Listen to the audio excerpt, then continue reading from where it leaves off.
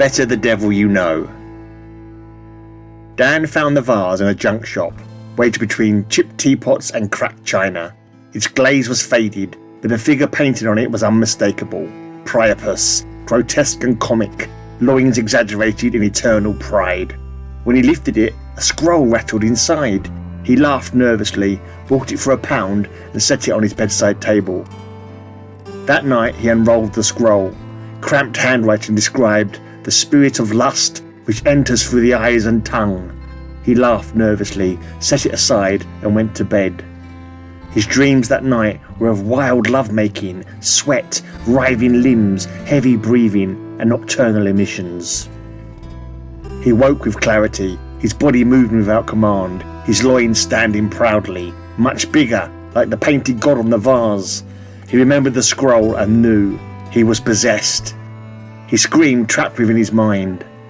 His partner Janice lay in her normal side of the bed. His body was a puppet beyond his control. He slithered under the duvet and awoke her gently with his tongue. This led to passionate lovemaking that made him late for work. He managed to grasp control of his body and rushed to catch his bus, leaving Janice snoozing in a satisfied glow. At work, panic surged. He fought, clawing back gestures, forcing his mouth shut, praying. For moments he won control, then lost it again. In one of those moments, trembling, he dialed a priest he barely knew. He stammered about demons, about the book. The priest sounded unconvinced. He had a busy schedule, but he promised to come as soon as he could. He tried to concentrate on work, but the demon took control often, chatting at the water cooler, flirting with secretaries. The demon, deity, entity, whatever it was, had a silvern tongue, flattering, joking. From the office mouse, he was suddenly the office joker, the Lothario. The men laughed but looked at him funny. The women were beguiled and wowed by his confidence and mirth. Oh my God, Dan fretted internally. What is this thing doing to me? Over a report, his boss Geraldine leaned in close. Dan felt that there was some magic in his eyes. The demon made him lock gaze with her. He felt his mouth shape compliments he hadn't thought. His hand brushed hers with practiced ease. Inside he screamed, "Oh God, not Geraldine! She eats interns alive!"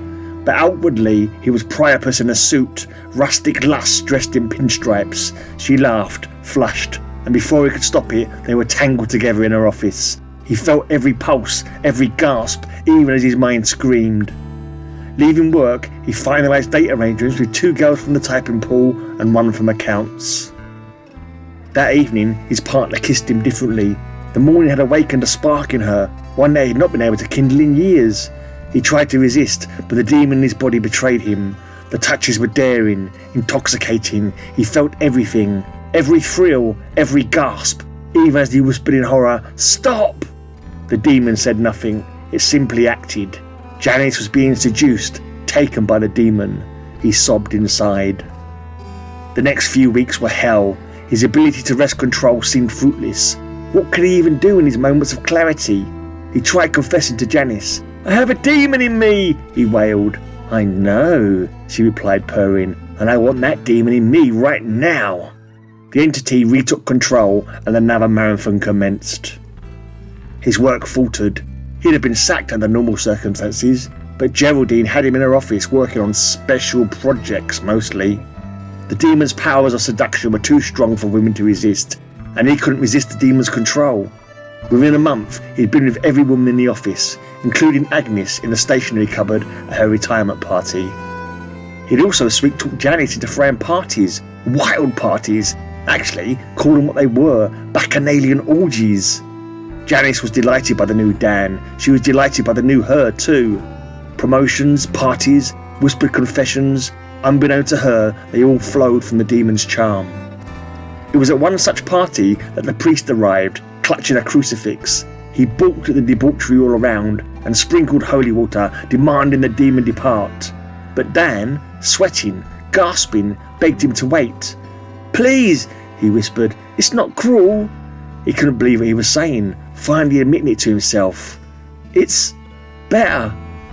He couldn't believe his own thoughts. Were they his words or the demon's? "Just give me a moment," he stammered. The demon chuckled inside him. "See, they like me more, and you like me too. Admit it." Finally exhausted, he whispered into the dark, Fine, but there are rules. Not my brother's wife, no underage virgins, no one unwilling. The demon laughed, delighted. Agreed. I am a seducer, not a monster. Now let me deal with this priest. The priest froze, horrified, as Dan smiled through the possession. He trained his gaze at the holy man and whispered honeyed words. Within minutes, the priest was nestled between two buxom maidens drinking wine from their navels. They were frolicking like the worshippers of old, Bacchus, Dionysus, Priapus, Pan, suburban satyrs in suits and dresses which were quickly discarded. Only now, the wine was boxed, the birth control reliable, and the safe sex precautions better than any rustic grove could boast.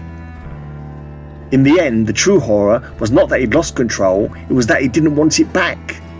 Eventually, Dan invited his brother and his wife to a party, rationalising it away. Hey, it's not cheating if everyone's doing it, he laughed, already pouring the wine. The demon hadn't broken the pact, Dan had.